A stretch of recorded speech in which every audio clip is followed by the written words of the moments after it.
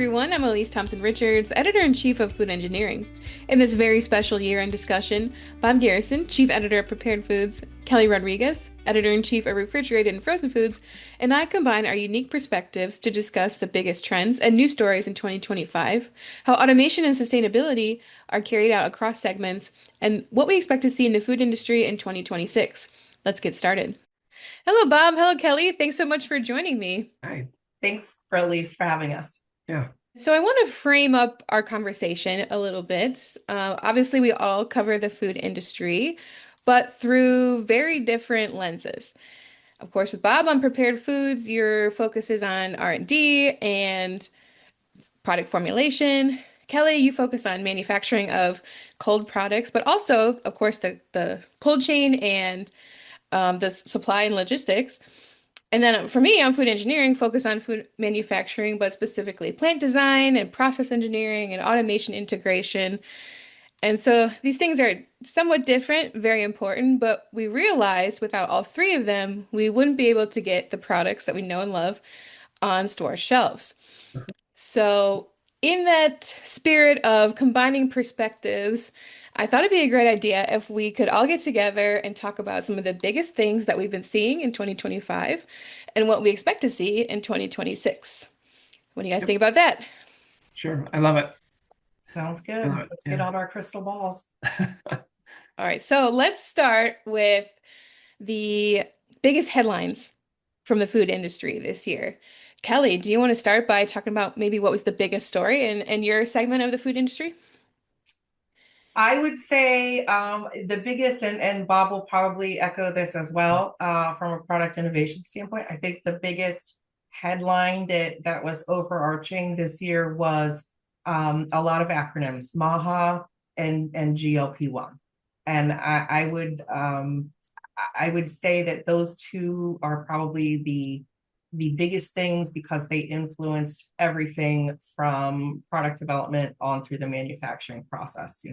As we know, every time a formulation changes, that doesn't just require a change to the recipe. It often requires a change to the entire process. Yep. So I would point to those two things. And a study came out just this week from Circana that's predicting by 2030, GLP-1 users are going to represent about a third of all F&B consumers. So I think that's another reflection of this year was the year that protein invaded everything. At least in the frozen aisle, the cold and frozen aisle. Protein has invaded everything, from ice cream to on down to, when we want to talk about a shelf stable product, on down to protein popcorn.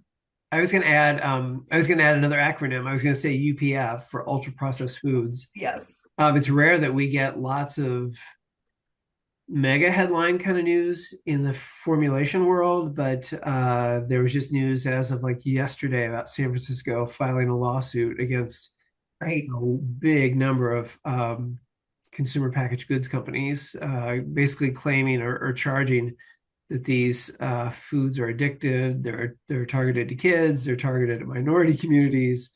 The processors are denying everything, and these products contribute to a public health crisis.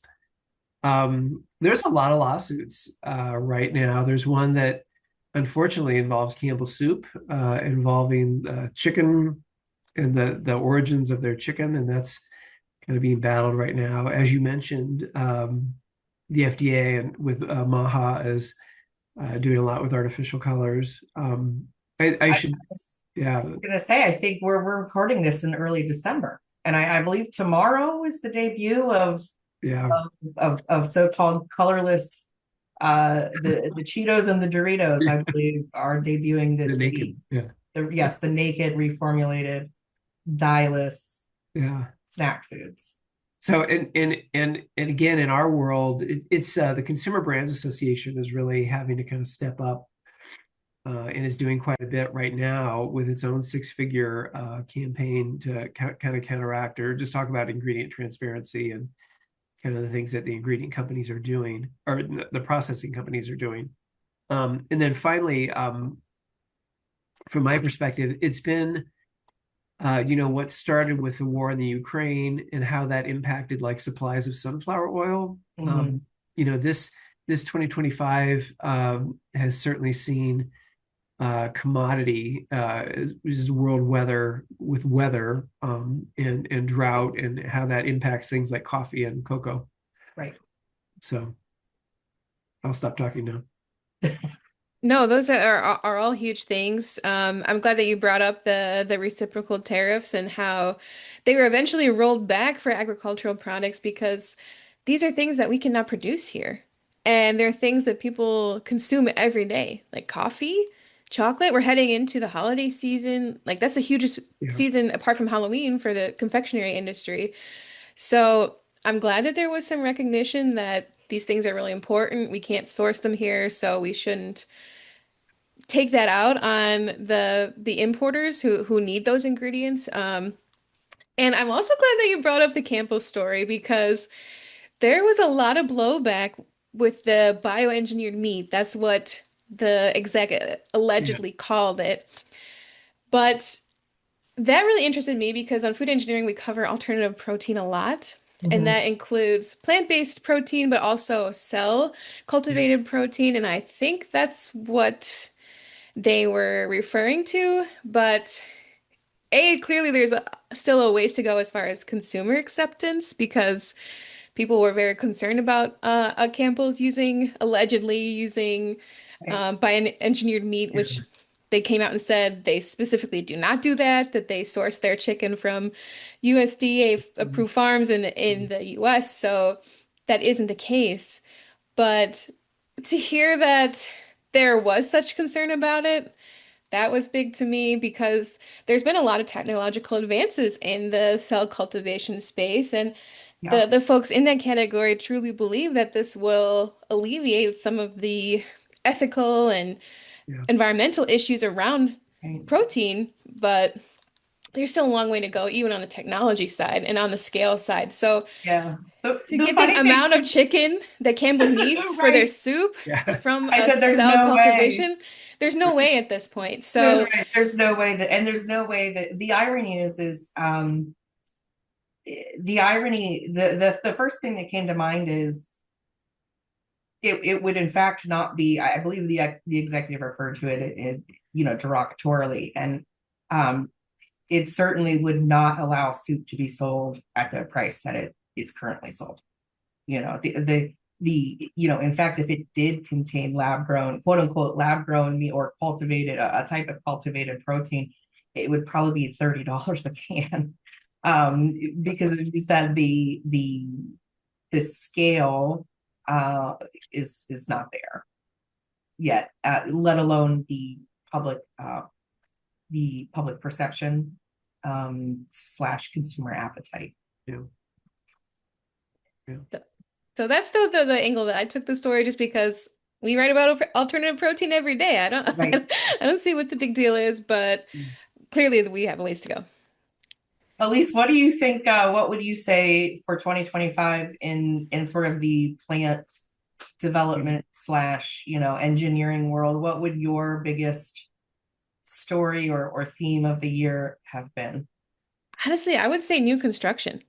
There have like every month there's probably half a dozen news stories about either groundbreakings or plant openings or what have you of new construction going on in the food industry. And some of these are really big plants. Like in April, Chobani announced that they were going to spend $1.2 billion Million on a dollars. plant Yeah. in New York. And Walmart is in an interesting story. Walmart is has opened its own beef packing plant. It's open to milk processing Yeah. plants. So that in itself is interesting that a retailer is really taking charge of the supply chain and the processing and handling in that sense. And then there's been a lot in the snack space, a lot in dairy. It's crazy to me, especially within this economic environment. It's definitely tough to get capital. But I mean, these are projects that have probably been 2 or 3 years in the making, and they're just coming to fruition now. But it's encouraging for sure that we are seeing so much construction. And Bob, you mentioned Maha, you mentioned colors, and Kelly brought up too, protein in everything. Are you seeing that a lot? Yes. I mean, I think immediately of Quest, which has been doing protein. My wife just bought protein. She's ordering them because we can't find them here. She's ordering protein snack chips. Um, and then they're doing donuts and everything. It's hard to imagine. And then meanwhile, the protein levels are just going up and up and up and up, like 20 grams to 30 grams. Um, and even though consumers may not have any clue about how much daily protein they need, there's seemingly no stopping of it.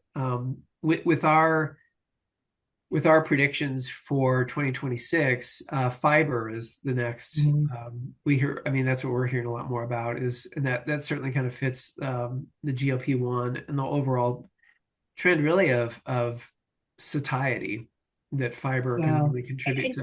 and To that. and I think too, Bob, to your point with the I was speaking to a nutritionist at a conference recently, and I think the fiber is also another response to we're packing everything with protein. Yeah. And protein is a vital nutrient, but it's not the only nutrient that your body, needs. Right. Because I feel like fiber had a big day a few years back.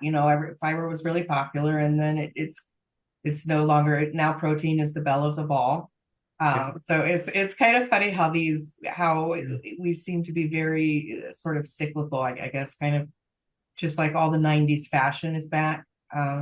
So too are some of the Well, there's broader discussion now about the gut brain axis, and related to digestive health and just right. your microbiome overall, and fiber kind of plays into that.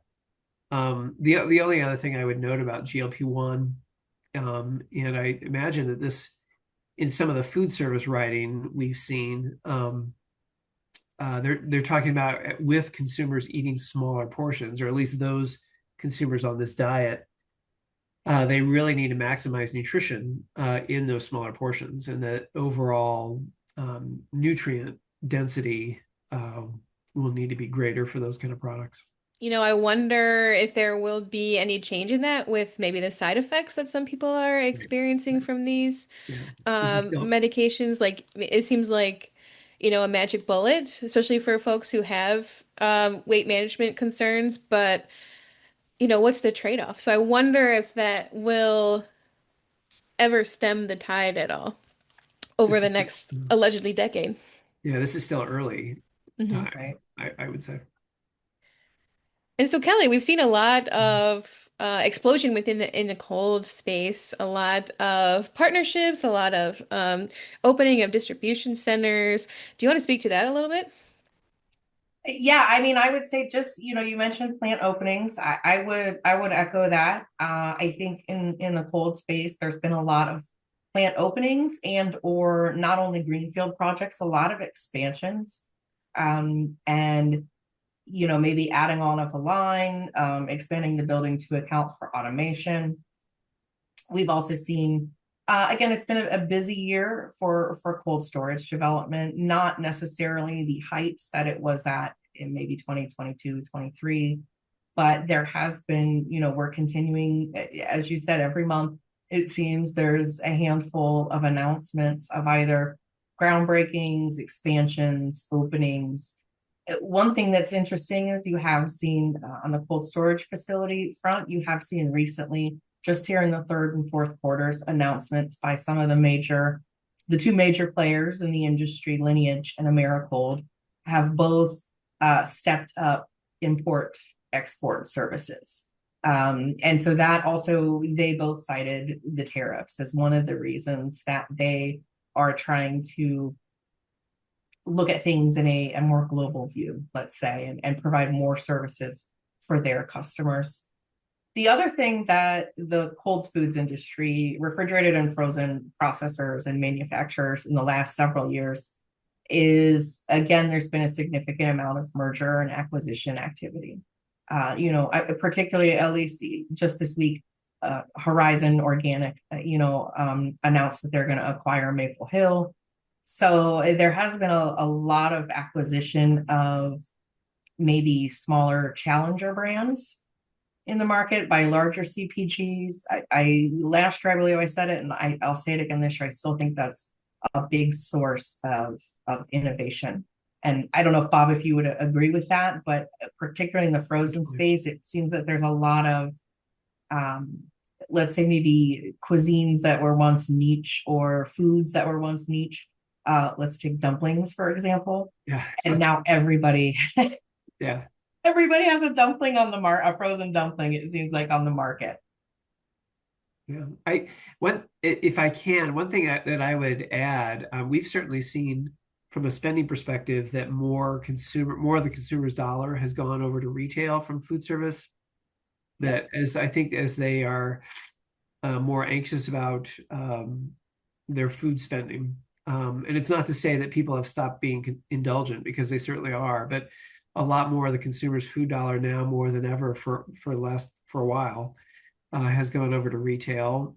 It's gone over to private label, Right. and it's gone to refrigerated and frozen convenience things. As you know, if they can't go out to eat, people are wanting things that are, further prepared. And they're looking for global adventure. They're looking for all the things that they would want in a restaurant, but looking at it from the freezer case. And frozen foods are enjoying a good time. And another thing that we've been reading or hearing about is that there's a move for nostalgia. And people like retreating to grandma hobbies. This is the first time I ever thought I would say grandma hobbies. Yeah. But really retreating to comfort foods and looking to like some of the basics, and frozen kind of fits that, and pantry foods.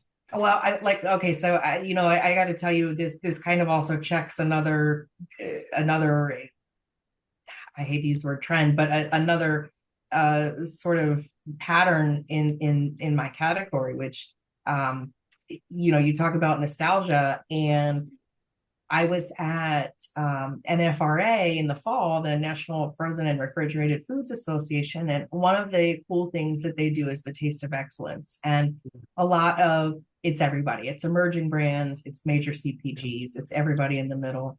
And you get to walk around and sample some of the latest and greatest. Well, probably one of the most popular, if not the most popular table, there was a line to try those Stranger Things strawberry waffles.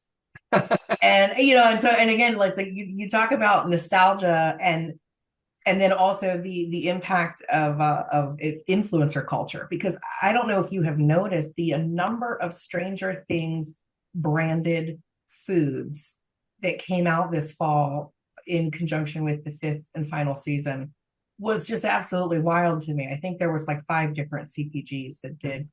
But I got to tell you, those Eggo Stranger Things waffles were a hit at the show, and I'm sure they were a hit with consumers. Yeah. Because as you said, I think they checked a lot of boxes for a lot of people who are also probably my age, who are kind of in the midst of, some of us we're raising kids, and and some of us are also caring for parents, and that also ties back into the convenience aspect as well. But what Nestle in its own predictions for 2026, one of the things that Nestle talked about, and maybe you saw this, was they, of their trends, they talked about weird is wonderful. right. And they talked about, even for their own lines, and they, frozen is what they're huge in frozen. One of the things that they talked about was, consumers really going for things that are kind of really out there. And their own examples included like a Tombstone French fry crust pizza. And I ate that too. Yeah, and a DiGiorno Thanksgiving pizza. Yeah. And they did like Wolverine and all those kind of things. Yeah. So the weird is wonderful is kind of a fun trend. Well, and you look at like a company like Grillo's Pickles. Again, they're opening a factory, I believe, in Indiana. They're in the midst of opening a new production facility. But one of the things that they have really hung their hat on is using pickles for more than just pickles. They have a whole line of like pickle salsas now, pickle-based picos. So you are right. I think, the younger generations were definitely more adventurous eaters. And the RTE categories, the convenience categories in fresh and frozen are really, really meeting those needs, I think. Yeah.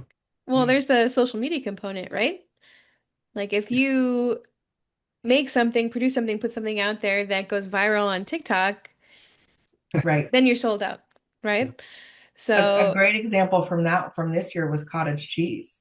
oh yes. You know, I had a processor tell me, you know, I've had retailers, they could not keep cottage cheese on their shelves in a lot of parts of the country because again, and it was purely due to TikTok, Yeah, because which is there's a fascinating to me. proliferation of recipes where you use cottage cheese to make your tortilla, you use cottage Right. cheese to make your cheesecake, you use cottage cheese to make whatever. And so, I mean, that plays into this like nutrient dense protein and everything trend as well. But once something gets going, it's on social media, it's hard to stop it.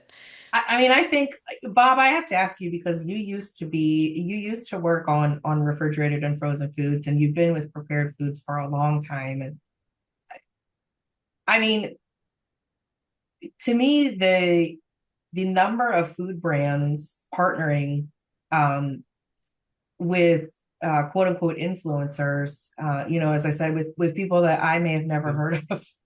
Um, uh, I had no idea cottage cheese was going viral on TikTok yeah. until I heard about it from an industry contact. And there's sometimes I feel like there's a whole nother world. But did you ever? I feel like you have been here the longest. Did you ever in your lifetime feel that, or do you remember a time when there was as much?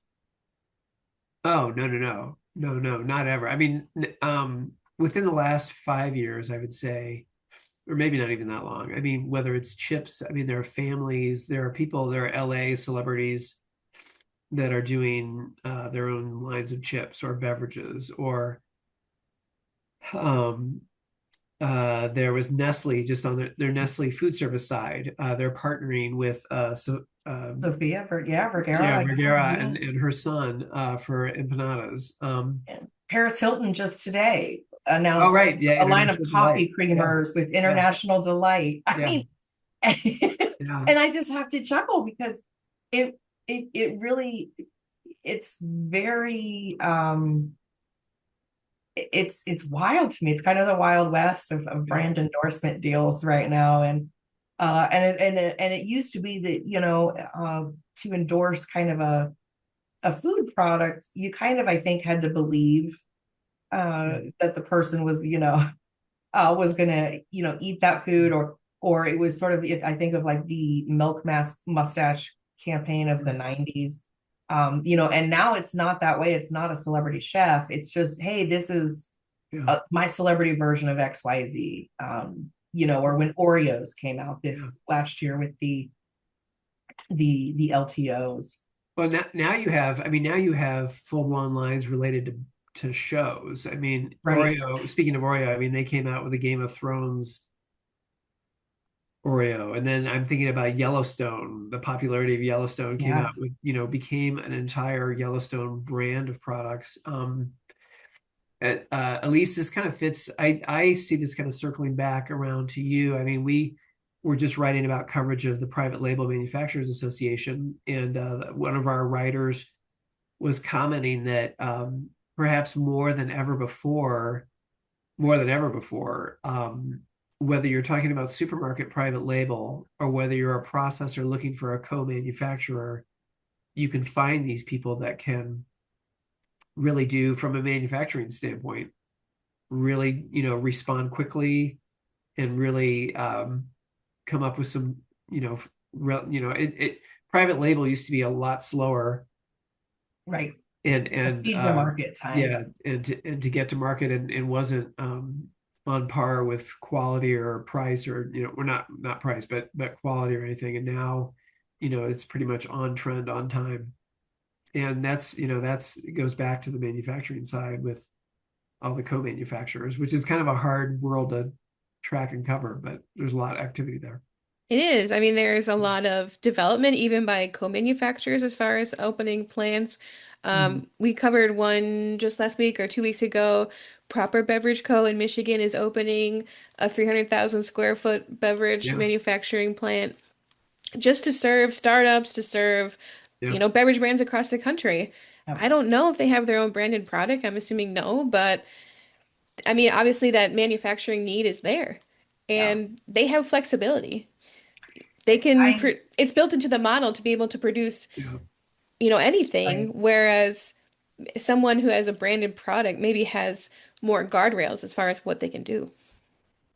I think what's the CRB Horizons, they CRB came out with a report this fall, and one of the interesting nuggets of information was in there. They asked CPG companies about their manufacturing utilization, basically, and and how much of them were going to go outside over the next 3 years to co-packers or co-manufacturers. And I believe it was a third. It was over a third, I believe. Somewhere around 30% said at least some of our product will be manufactured by a private label co-man manufacturer. And at the Food Automation and Manufacturing Symposium this year, we had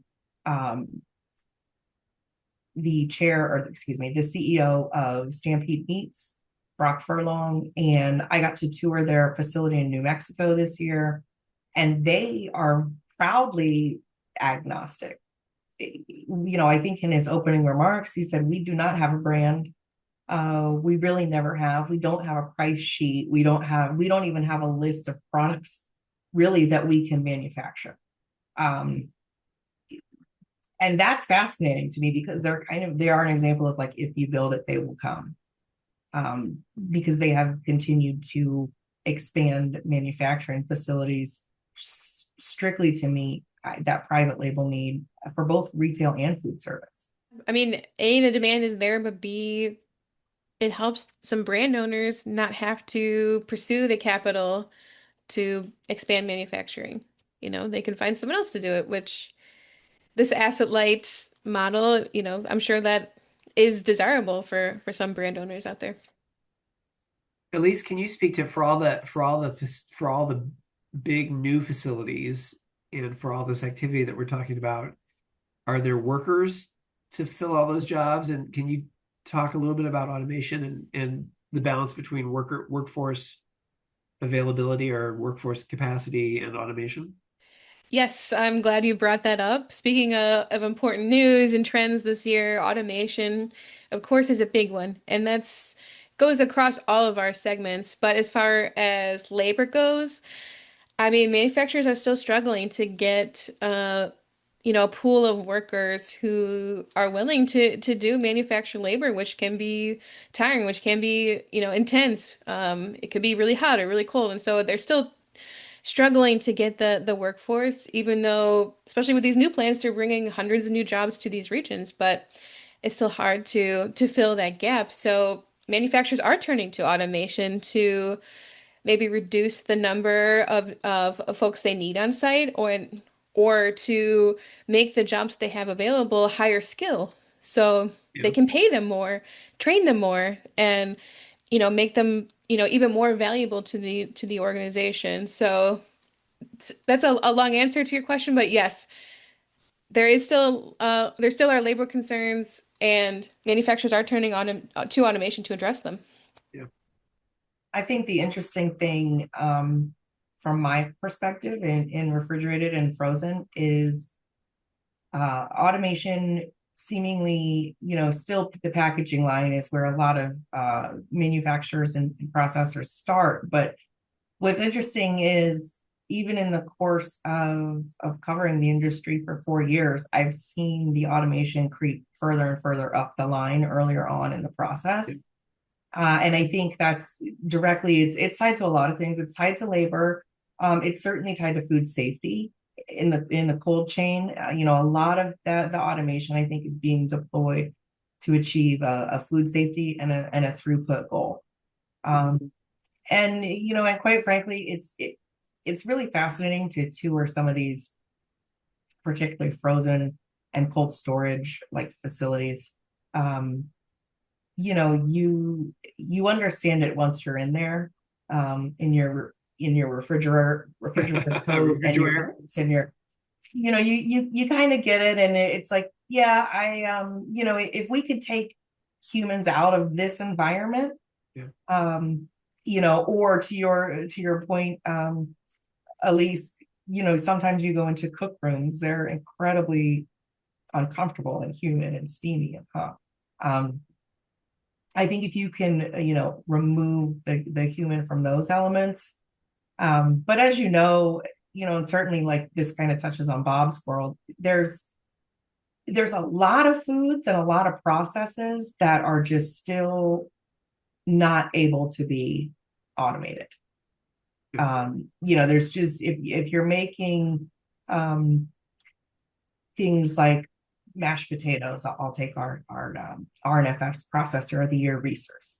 A lot of their facility that I got to tour this fall did certainly feature some automated parts to it, but there were surprisingly things that were not automated. And their reason was, look, we're dealing with potatoes, and these are not a uniform, perfect, you're trying to fit a round hole in a square peg sort of thing. And I'm sure as technology improves, the automation will continue to move further and further up the line. But, you know, they said this in the confectionery industry, particularly with chocolate, but I think it applies to the whole food industry, is that it's a science and an art. Like there's a reason why factories rely on the people who have been there for 40 years, who know exactly where to tap the machine to get it to work, because, there is an art to it in addition to all the science and technology that go into it. But speaking of automation, I also wanted to ask you guys about AI. I feel like we really, really heard a lot about AI this year. So we're definitely seeing it in food manufacturing as a whole as far as using AI, but I'd love to hear more about how they're using it in product development. Bob, can you speak to that a little Sure. bit? We actually had a new products conference back in Minneapolis, maybe 2019. And that was one of the very first times that I was hearing about it. And this is when Unilever was on the cutting edge of using some of the early versions of AI to just research, to do extensive data searches for what people were talking about, in social media and in relationship to ice cream. And interestingly enough, people talked about having ice cream for breakfast. And then it wasn't long after that that Ben and Jerry's came out with a breakfast cereal ice cream. Right. And then, so more recently, one of our writers for our predictions was talking about using AI, and they talked about a company in Japan using AI to come up with some new flavors, I think for beverages. And they thought that the executives there thought that they had kind of a sense of what the flavors were going to be. And then they ran it through, I think, a third party's AI service, which came out with pine as a flavor. And it is kind of a trending flavor right now, interestingly enough, that pine is a flavor. And so that's what they ended up going with.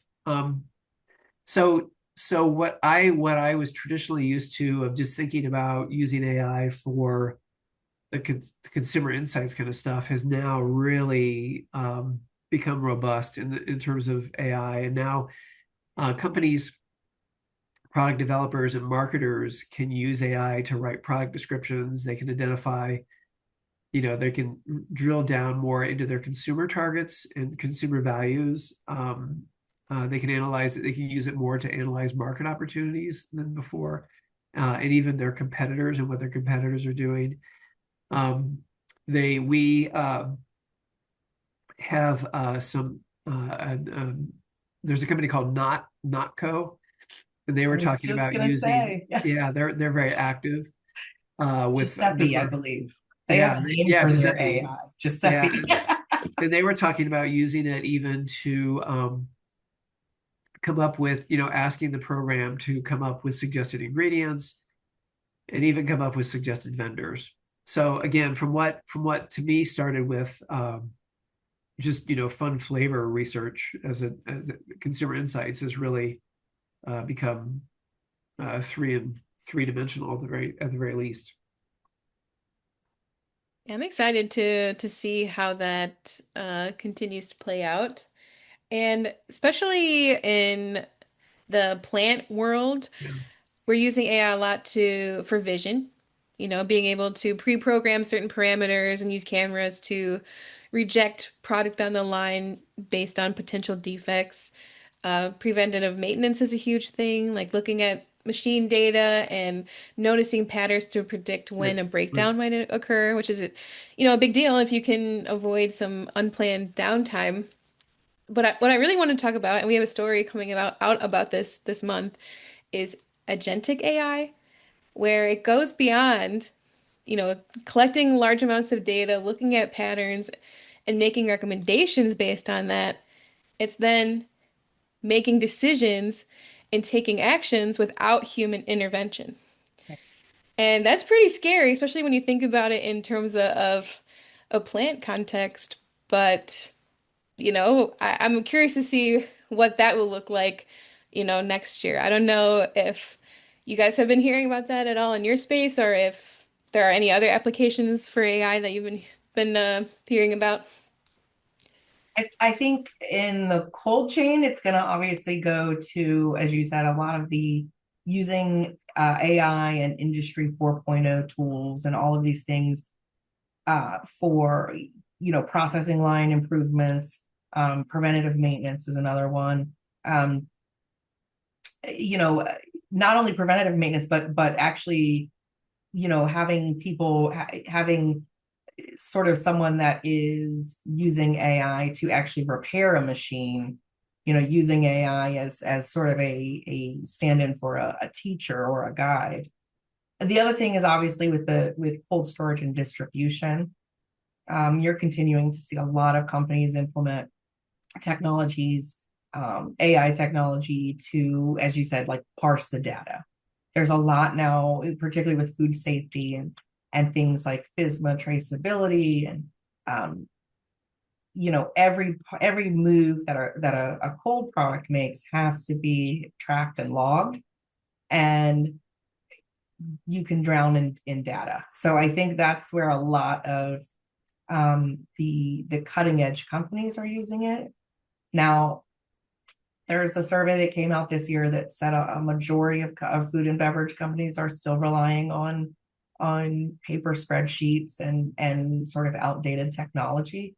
So I think that's where you're going to continue to see that money being spent in my world in the cold chain is on not having death by data and really being able to in the event of a recall, which no one ever wants to say those words, but being able to quickly identify that product, or if it's a traceability with, trace the ingredient back to that supplier, et cetera, et cetera. I think that's where, from a just an overall benefit to the public, that's probably where one of the greatest uses of AI will come in and hopefully be able to speed some of these recalls and reformulations up. When you mentioned death by data, it makes me think of kind of the rise of data analytics using AI to identify patterns and be able to create more dashboards for people, for executives to be able to Right. see more dashboards, to be able to make more informed decisions. That I'm such a visual person that I would love that. So another overarching theme across all segments of the food industry is sustainability. And I would love to hear from you guys, how you're seeing it in your segment of the industry. Do you want to start, Bob? Sure. We certainly see it across three, at least two big areas. One is primarily ingredients, and the other one is packaging. To me, the most direct thing in our world that has a direct impact is upcycling, ingredient upcycling, where they're using a byproduct of other waste stream byproduct, and then they can turn that and recapture it and use it as an ingredient, and that in the broader world, like the like using like a brewer's spent grains as a source of protein, kind of kick things off. So we continue to see that group, the Upcycled Food Association, now become global and has a certification program as well with where food comes from as their certifying body, or which now owns the rights to that certification. I have been it's been interesting to explore the New York University Stern Center for Sustainable Business tracks.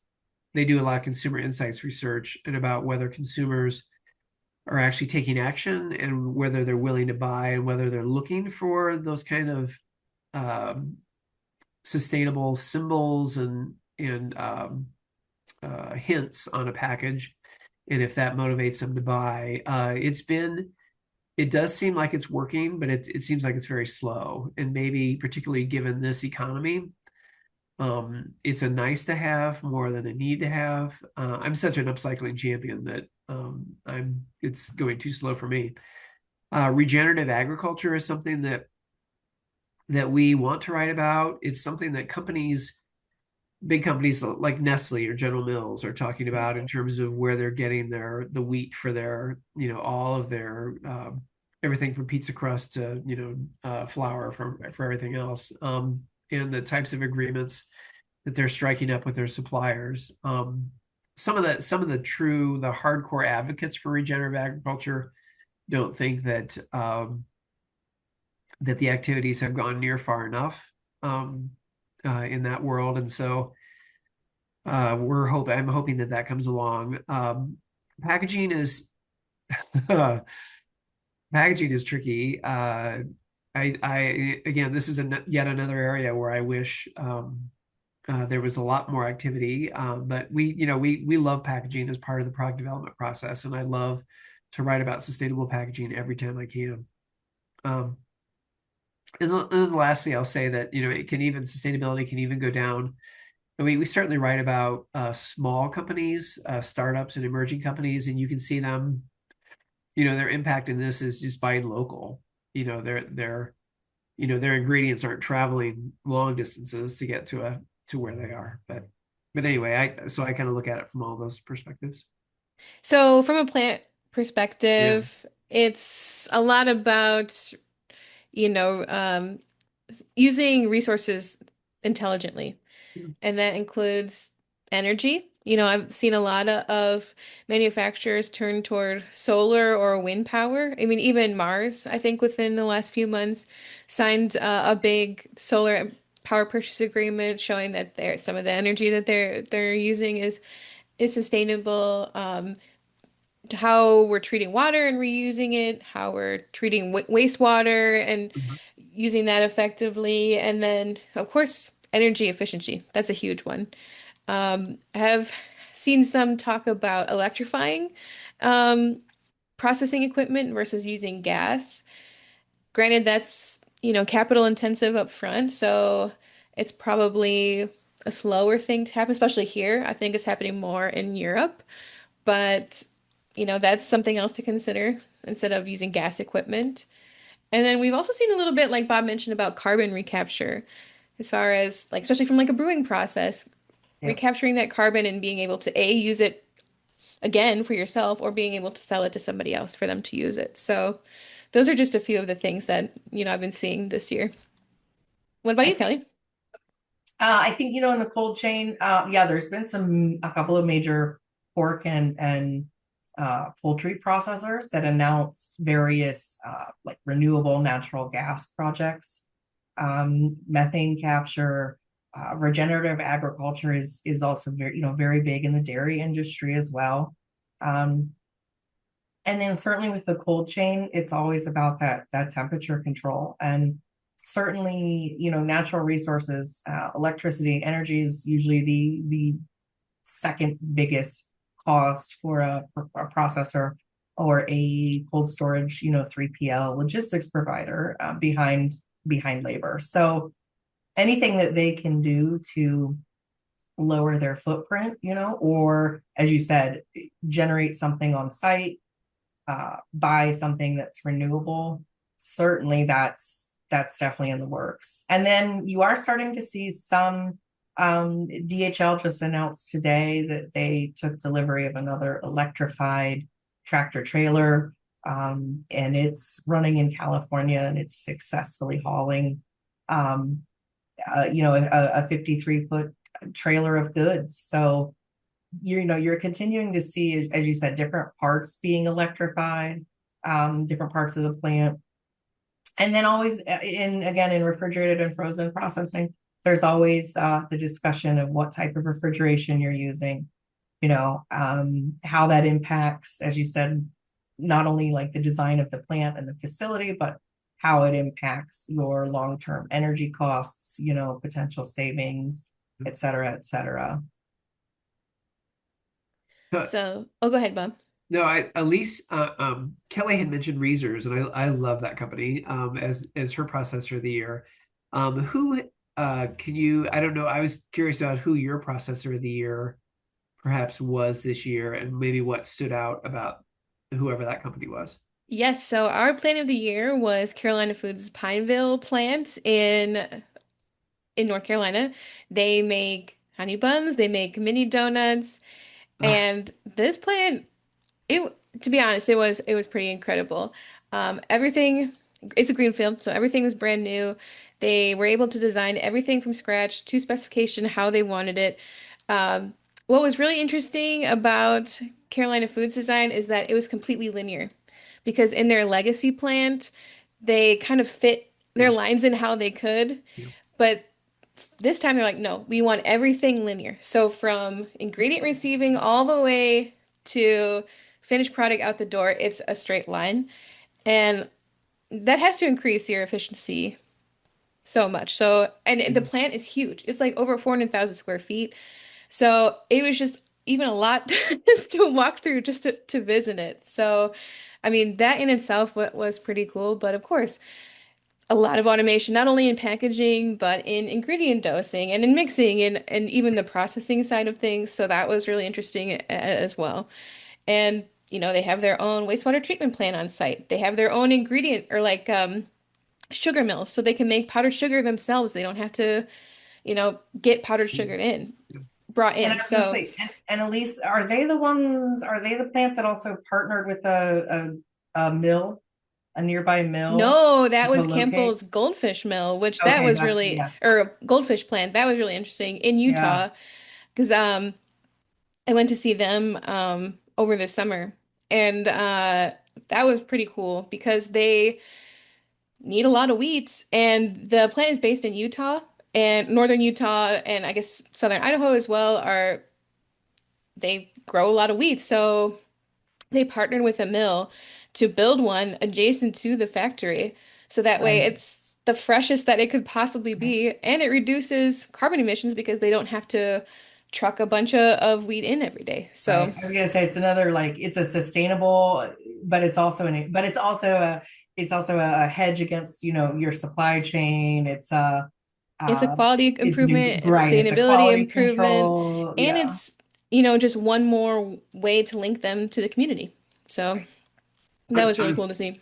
on a small level, I was thinking about I'm kind of thinking about Tillamook in building an ice cream plant in Illinois, Yes. and instead of Tillamook's way out west, and instead of shipping all that ice cream, now they're going to be they're cutting the country in two, kind of. Yes. Yeah. And I mean, again, yeah, they renovated a very old legacy plant. It was a former ice cream facility, but it had been defunct for some time. And they located there because, in part, because of the milk shed that was nearby. Yeah. So, but then again, also that last mile delivery. Yeah, right. to get to all of us East Coast customers. So thinking about sustainability, thinking about automation, thinking about AI, what do you guys expect to see next year now that 2025 is rapidly coming to a close?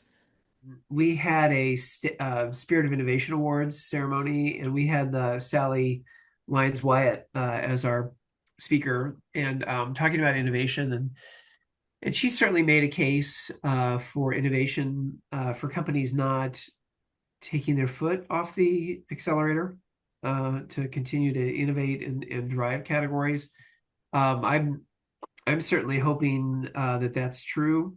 My list of trends overall is about 10 items, at least 10 items long, and I don't expect any of those to change very quickly. It'll be fascinating to see what continues to happen with GLP-1 and how that continues to affect things.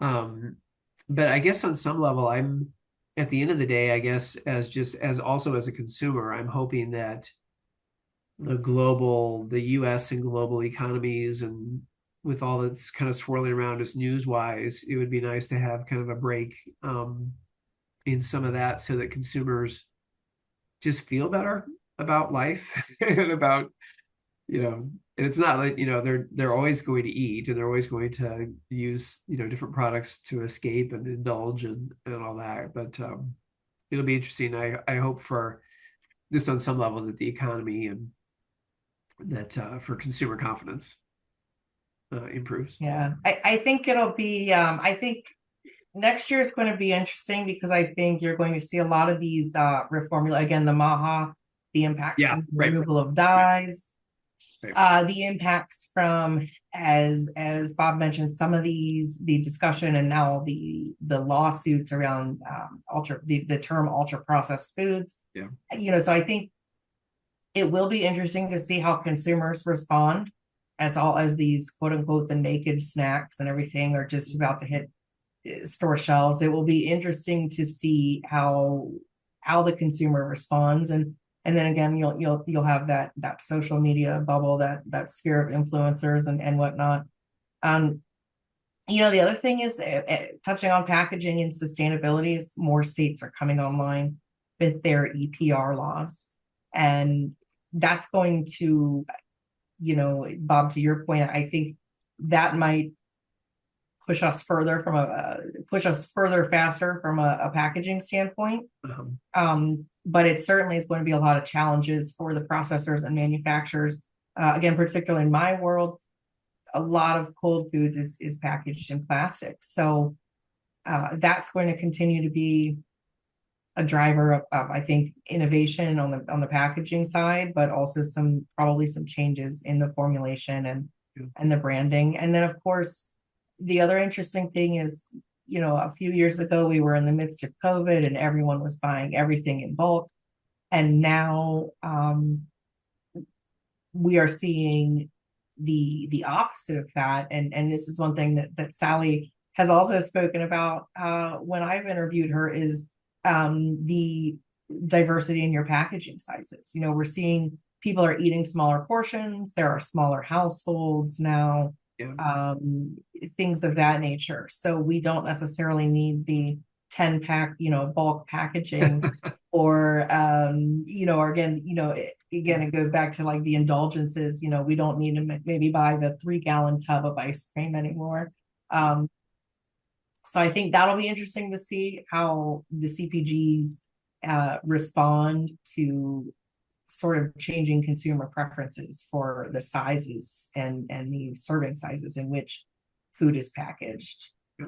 And then of course convenience stores. I would be remiss to not say the sort of the new frontier of the rise of convenience stores as sort of that another third place, or a place where you can get maybe healthier food now, fresher food.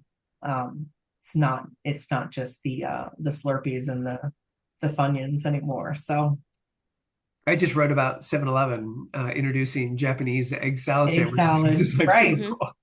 I mean, Yeah. It's fascinating to me. And like Ajinomoto, the big Yeah. multinational frozen, they hired a guy specifically. They hired a president of convenience of C-suite Just or yeah, C just stores to just give it comes. to target basically that burgeoning category for like fresh and frozen. Yeah. So So Alyse, what do you see coming? From a plant perspective, I think we're going to see even more automation adoption. I think we're going to see even more optimization with or without AI. And then hopefully we'll see more plant construction. I think we will. As manufacturers in general continue to invest in their capabilities in the US. Of course, a lot of what we eat is made here, but I think we're going to continue to see investment there. And yeah, I just hope we just keep moving on, keep moving forward. And I want to thank you both for taking some time to share your insights and your expertise. I really appreciate it. thanks for having us. Yeah, thank you. This has been fun. This has been a lot of fun. Yeah.